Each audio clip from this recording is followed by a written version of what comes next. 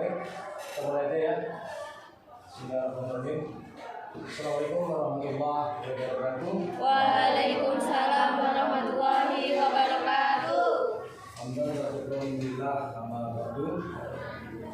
Yang saya hormati Ibu Umi Rosinda SPD MPD, selaku dosen pengampu mata kuliah struktural Jabar di program studi pendidikan matematika dan matematika.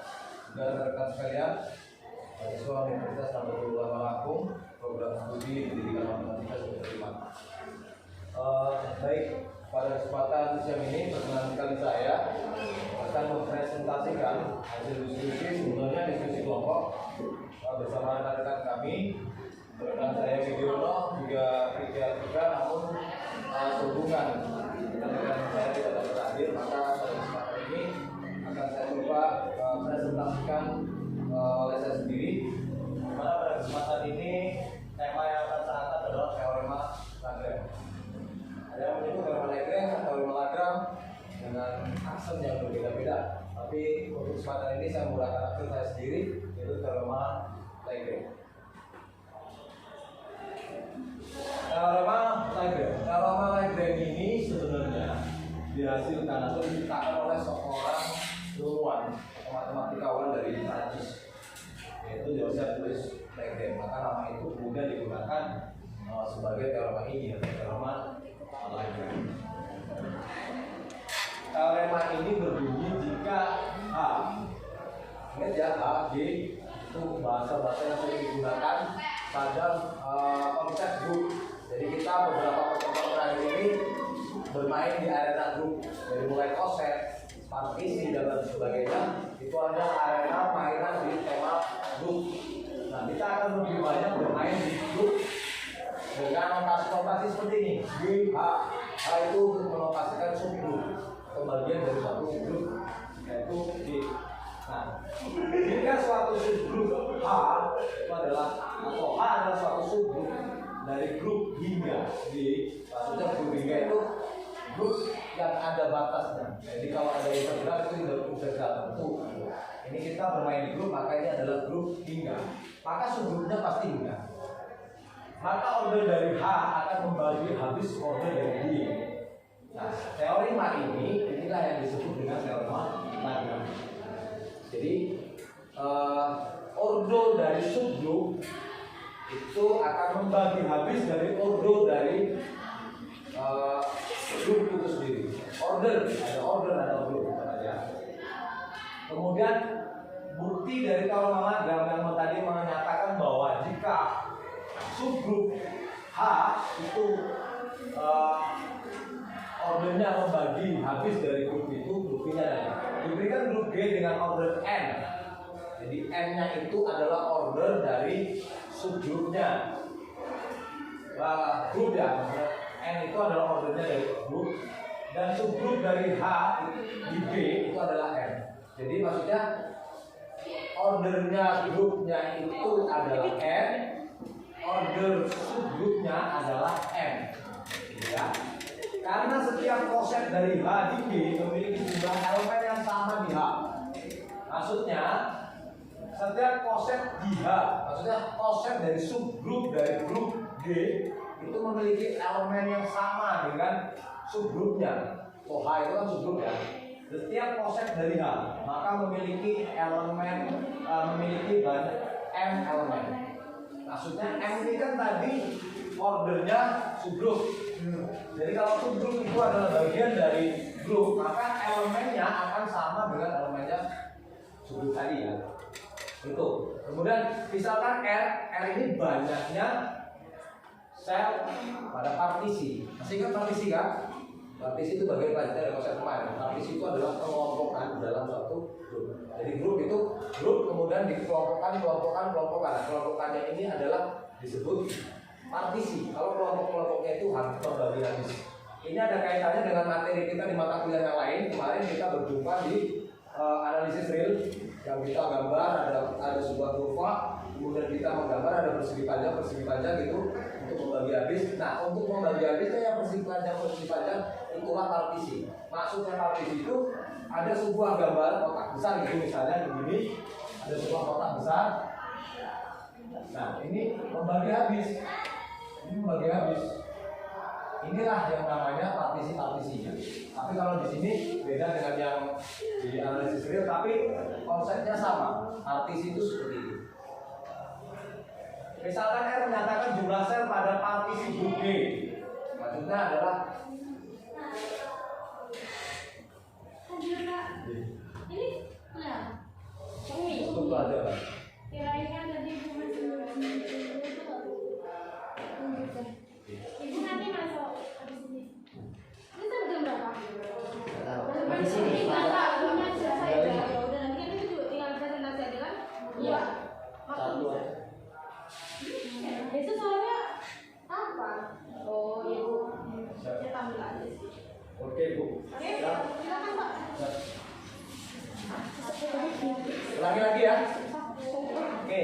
Misalkan R itu menyatakan banyaknya jumlah sel pada partisi grup G ke dalam konsep kiri. Sebenarnya bukan konsep kiri aja, sama konsep kiri dan konsep kanan. Tapi konsepnya karena sama, jadi kalau kita sudah paham dengan konsep kirinya, maka secara otomatis konsep kanan pasti paham, gitu ya. Oleh karena itu M itu sama dengan R kali M. Apa M kali M itu? M itu kan tadi adalah ordo dari grup. Ordo dari grup itu N. N itu adalah ordonya dari subgrup. Ketika subgrup, ordonya subgrup dikalikan dengan jumlah banyaknya sel, maka jadinya apa? Jadinya ordonya grup. Ya kan? N ini adalah elemennya apa? Grup. N itu elemennya grup. Nah, sedang atau ordernya grup. Sedangkan M itu ordernya subgrup. R menyatakan banyaknya sel pada partisi G, berarti banyaknya subgrup. Berarti kalau banyaknya subgrup dikalikan dengan order dari subgrup, berarti kan dia adalah jumlah dari grup itu sendiri, jumlah dari ordernya grup itu sendiri. Gitu. Maka dinyatakan dengan N sama dengan R kali M. Nah, ini menunjukkan bahwa order dari H membagi habis order dari G. Maksudnya ini order dari A, M-nya order dari H, M-nya adalah ordernya grup. Maka ini akan membagi habis. Maksudnya membagi habis itu bukan dalam arti nol, maksudnya bukan. Maksudnya dia akan menjadi, makanya nanti kita akan ketahui setiap notasi ini kita akan bermain dengan Z. Ya kan? Z6, Z4, Z12. Itu karena apa? Karena kita bermainnya di bilangan bulan. Di bilangan bulan. Maksudnya membagi habis itu hasil dari pembagiannya dia akan menjadi bilangan bulan. Jadi tidak ada nilai pecahan. Itu. Sampai sini ya. Ya, Pak. Oh. Berapa? Oke. Ini ya contohnya. Contoh buktikan bahwa subgrup H, subgrup H-nya 0, 2, 4 membagi habis order dari G, membagi habis order dari grup Z6 ya, dengan D atau Z6-nya adalah 0, 1, 2, 3, 4, 5. Jelas ya, kalau Z6 pasti 0, 1, 2, 3, sampai 5. Maka order dari G sama dengan 6 ya. Ini kan kita buktikan bahwa ini kita diminta untuk membuktikan bahwa subgrup H yang elemennya itu 0, 2, 4 itu membagi habis dari order Z6. Nah, ini mulai proses mengenal sebenarnya. G itu kan grupnya Z6, anggotanya elemennya pasti 1, 2, 3, 4, 5. 0 juga, Pak. Ya, 0 tapi dari kita sampai 5 ya. Maka ordernya ada berapa? 6 kan, ordernya ada 6. Kemudian H ada 0, 2, dan 4. Berarti dia ordernya ada 3. Sesuai termalagan bahwa order dari subgrup membagi order suatu grup tersebut. Nah, ini makanya tadi yang sempat saya koreksi sedikit ya. Ini notasinya hampir sama kan? Iya. Ini membagi habis gitu. Ini membagi habis. Jadi karena membagi habis maka order dari grup dibagi dengan order dari H itu 6 dibagi 3 2. Ya, dia akan terbagi habis. Bukan berarti di sini harus 0 ya, bukan berarti harus 0. Makanya di sini Nanti ternyata bahwa karena 2 adalah suatu bilangan bulat. Nah, di sana muncul ya. Karena 2 adalah suatu bilangan bulat, maka terbukti bahwa order dari subgrup H itu membagi habis order dari grup G. Oke. Nah, teorema Lebesgue yang tadi bahwa order dari suatu subgrup membagi habis order dari grup itu mengakibatkan beberapa hal. Ada 3, ada 2 akibat langsung, kemudian yang satunya indeks, nanti saya jelaskan terakhir. Setelah indeks ini nanti ada pengembangan lagi, ada indeks selanjutnya. Tapi nanti kita satu-satu. Ini akibat yang pertama dulu. Akibat yang pertama adalah dari teorema Lebesgue terhadap bilangan prima, ya, terhadap bilangan prima. Nah, tahu bilangan prima? Tahu. Dari mulai berapa? 2. Oke, cukup. Yang lainnya pasti udah paham. Cukup dah. Oke. Setiap grup dengan order bilangan prima merupakan grup siklik. Masih ingat grup siklik? Setiap grup dari order bilangan prima merupakan grup siklik. Grup siklik itu adalah grup yang dibangun oleh satu elemen. Ya. Pembuktiannya diberikan grup G dengan order P. Kenapa menggunakan P? Karena ini bilangan prima, supaya kita nggak bingung gitu.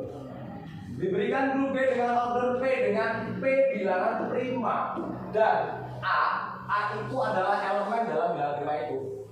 Adalah elemen dari G dengan A tidak sama dengan E. Apa tidak sama dengan E? Identitas itu satu, jadi nggak boleh. Kenapa nggak boleh? Nanti di belakangnya nanti akan ketahuan. Kenapa nggak boleh sama dengan identitas? Dapat dibentuk subgrup siklik yang dibangun oleh elemen A. Jadi ini bacanya grup siklik yang dibangun oleh elemen A di G. Ya, di sampingnya sudah sekarang ditambahkan. Andai kan order dari A yang dibangun dari elemen A adalah M, maka subgrup dari elemen grup siklik yang dibangun oleh elemen A memuat paling tidak 2 elemen, yaitu elemen A dan E. Ya, paling tidak 2 elemen, yaitu elemen A dan elemen A yang itu adalah bilangan itu sendiri. Kemudian berdasarkan teorema dan order dari subgrup siklik yang dibangun dari A, yaitu M membagi habis dari P. Oleh karena itu diperoleh M sama dengan P. Karena yang membagi habis bilangan prima adalah Di bilangan itu sendiri. Bilangan itu yang sendiri. membagi habis bilangan prima adalah bilangan itu 1 dan bilangan itu sendiri. Sedangkan 1 syaratnya tidak boleh karena identitas yang tidak boleh di sana. Yang membagi habis adalah 1 dan dirinya sendiri. Jika 1 tidak mungkin ya, karena sekurang-kurangnya namanya subgrup, sekurang-kurangnya ada 2 elemen. Ada 2 elemen, maka dia dinotasikan setidak-tidaknya M-nya itu, M ini berarti apa tadi ya? Order dari subgrup. Setidak-tidaknya M-nya itu kurang dari atau sama dengan 2. Maksudnya kurang dari atau sama dengan 2. Itu sekurang-kurangnya. Karena M-nya ini, M itu sama dengan P, M-nya sama dengan P atau prima tadi, maka jumlah elemen di subgrup yang dibangun oleh elemen A itu ada sebanyak P. Ada sebanyak P. Karena apa? Elemennya kan dia cuma prima itu sendiri, karena dia tidak bisa dibagi yang lain. Hanya bisanya dibagi dirinya sendiri dan 1. Maka sebanyak P itu pula elemen-elemennya, gitu kan? Ya. Karena diketahui G adalah ordernya adalah P, G itu ordernya adalah P, maka yang dibangun grup siklik yang dibangun oleh A itu adalah G itu sendiri, adalah grup itu sendiri. Maka terbukti dia adalah grup siklik karena hanya dibangun oleh 1 elemen. Ini akibat yang kedua. Akibat yang kedua, order suatu elemen grup hingga ya. Order suatu elemen grup hingga membagi habis order grup tersebut. Salah ini. Ini subgrup ya. Order suatu elemen subgrup hingga membagi habis order grup tersebut. Ini subgrup ya. Ya. Order dari elemen dalam satu subgrup hingga sama dengan order dari subgrup siklik. Nah ini benar, ini grup, ini subgrup siklik kan. Kalau ini tadi berarti subgrup di sini. Yang dibangun oleh elemen tersebut. Oleh karena itu berdasarkan teorema Lagrange diperoleh bahwa order suatu elemen dalam grup hingga membagi habis grup. Nah, lagi salah nih subgrup. Ini sub ya. Tak tulis itu tadi. Ini subgrup ya. Subgrup hingga membagi order dari grup tersebut. Nah, ini contohnya. Ini contohnya. Diberikan grup Z6. Paham Z6 tadi ya? Dari 0 sampai 5. Terhadap operasi modulo 6. Jadi plus 6 itu bacanya modulo 6 ya, bukan plus 6. Jadi modulo 6. Nah, order dari Z6 itu kan ada berapa? 1, 2, 3, 4, 5, 6. Ya. Kemudian subgrup yang dibangun oleh elemen 0 ada 1. Paham dari mana 1? Paham nggak? 1 dari mana? Kita mulai. Order yang dibangun oleh 0. 0 kali 0. 0 kali 1. 0 kali seterusnya. 0 semua. Artinya semuanya itu adalah 0. Berarti dia ada 1 saja 0. Kemudian subgrup yang dibangun oleh elemen 1. Dibangun oleh elemen 1 ada 6. Dari mana? Bilangan itu sendiri. Bilangan itu sendiri karena dia dikalikan dengan 1. 1 kali 0. 0. 1 kali 2. 1 kali 1 dan seterusnya ya. Maka dia menjadi bilangan itu sendiri, yaitu sama sebenarnya sama dengan Z6. Z6 itu order dari Z6 itu ada 6. Makanya dia 6. Kemudian order dari subgrup yang dibangun oleh elemen 2 dan elemen 4 itu ada 3 yaitu 0, 2, 4. Paham? Dapatnya dari mana? Ini dapatnya 0, 2, 4 untuk 2 dan 4. Itu asalnya daripada nanti nanya di belakang. Jadi 2 kali 0. 2 kali 1. 2 kali 4. 2 kali 2. 4. 2 kali 3. Kenapa tidak masuk? Karena dia modulo 6. Maka 6 dikurangi 6 0. Ya kan? 0. Kita coba kita simpen dulu 0. Gitu ya. Kemudian selanjutnya sampai mana tadi? 3 ya? 4. 4 kali 2 8. 8 dikurangi 6 2. Kita simpan lagi 2. Kemudian selanjutnya 5. 5 kali 2 10. 10 dikurangi 4. Berarti 0, 2, 4. Sama kan dengan yang 0, 1, 2. Dan itu seterusnya seperti itu karena dia berorder sama. Makanya hanya ditulis 0, 2, 4. Ini udah yang 2. Apakah yang 4 sama 0, 2, 4? Sama. Kita buktikan. 4 dikali 0. 4 dikali 1. 4. Masuk ya? 4 itu. Kemudian 4 dikali 2. Berapa? 4 dibagi dikurangi berapa? 2. Masuk ya? Terus 3 kali 4 12 dikurangi 6 6 dikurangi 6 lagi 0. Balik lagi ke 0 kan? Selanjutnya lagi 4 dikali 4 16 dikurangi 12 0. 12 terus 12 dikurangi 6 ya berarti 0 4 tadi jam 4 Paham? Ya, 16 dikurangi 12 4 ya? 10 dikurangi 4. Iya kan sama dengan 16 dikurangi 12 6 tambah 6 kan 12 ya kan? Sama ya?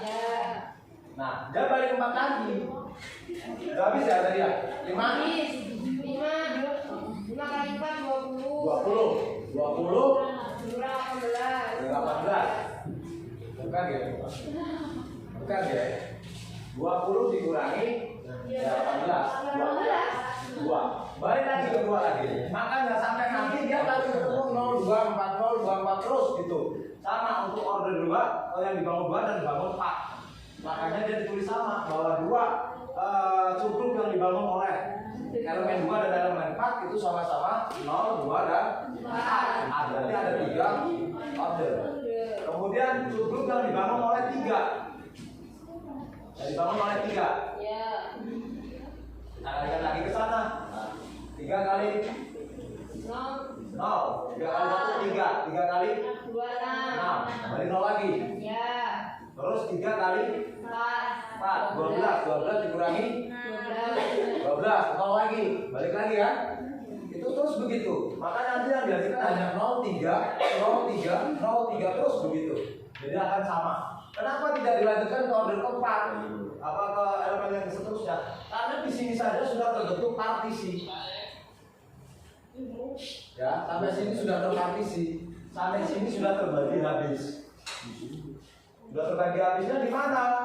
Ini sudah ada 0, sudah ada 1. Ini kan nggak terlihat ya. Ini di sini nggak terlihat nih. Karena sebenarnya kan 0 sampai 5. Sudah ada 0, sudah ada 0 sampai 5, ada 2, 0, 2, 4, ada 0, 3. Jadi ini sudah habis. Makanya nggak perlu dilanjutkan ya, karena sampai di sini sudah terpartisi. Oke? Lanjutnya, nah ini tadi yang saya bilang indeks. Tadi sempat nyangkut sedikit di komponen makro tadi. Ini sebenarnya bacanya indeks. Nanti tadi saya lupa ingetin ya. Ini bacanya indeks. Indeks diberikan G grup dan subgrup A di G. Jumlah koset kiri sebenarnya bisa kiri bisa kanan, sama aja operasinya. Koset kiri dari H di G disebut indeks. Jadi kalau kayak gini bacanya itu dari sini. Indeks dari H di G. Itu bacanya dari sini. Indeks dari H di G. Contohnya diberikan grup Z6 terhadap operasi modul 6. Koset kiri dari subgrup H. Nah, subgrup H-nya itu ditentukan nih 0,3. 0,3 gitu maksudnya elemennya. Di Z6 adalah ini yang pertama. Ini subgrup yang pertama. Anggotanya jelas kan? 0,3 tadi.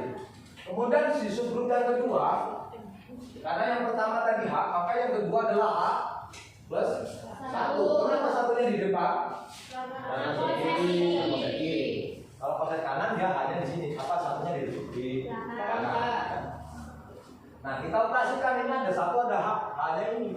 Berarti 1 ditambah 0 1. Kemudian 1 ditambah 3 jadi 4. Begitu juga yang ini 2 5. Kenapa berhenti di situ? Nggak dilanjutkan? Karena sudah habis. Kenapa? Kok benar? Apakah benar sudah habis? ya Karena elemen-elemen dari Z6 itu adalah 0, 1, 2, 3 sampai 5. Sedangkan di sini sudah terbentuk semua 0, 1, 2, 3, 4, 5. Berarti sudah habis. Jadi Z6 itu sudah terbagi, sudah terpartisi oleh 3 apa ini? 3 koset. Ya. Z6 itu sudah terpartisi oleh 3 koset kiri. Koset yang pertama 0 dan 3, koset yang kedua 1 dan 4, koset yang ketiganya 2 dan 5. Makanya tadi sesuai dengan konsep di awal tadi bahwa dia membagi habis dari subgrup itu membagi habis koset dari suatu subgrup itu membagi habis dari grup. Ya. Ini indeks. Nah, ini kelanjutannya lagi. Kelanjutan dari indeks tadi. Misalkan indeks dari H di G. Ya, misalkan indeks dari H di G dan indeks dari K di H. Keduanya hingga. Maksudnya ada batasnya. Misalkan indeks dari H di G dan K di H keduanya hingga, maka kita bisa membuat sebuah frame. Klaimnya apa? Indeks K di G itu sama dengan indeksnya H di G dikalikan dengan indeksnya K di H. Maka jelas indeks K di G juga 3. Karena setiap koset kiri dari K di G berorder sama, maka G adalah sub 3. Akibatnya karena K kurang dari ini, kalau ini bacanya bisa dari tengah, bisa dari sini, ini sama aja. Kalau ini bukan himpunan ya. Jadi bisa aja baca dari sini bahwa K itu kurang dari atau sama dengan dari H. H kurang dari sama dengan dari G. Kenapa? Itu kan jelas.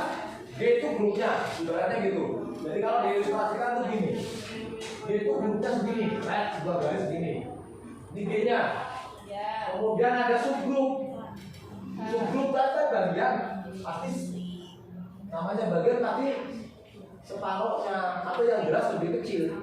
Makanya ini pasti ini di sini hanya pasti kurang dari ini atau sama dengan dari G. Ternyata ada lagi sesuatu yang lebih kecil dari atau bagian dari subgrup itu, yaitu si K.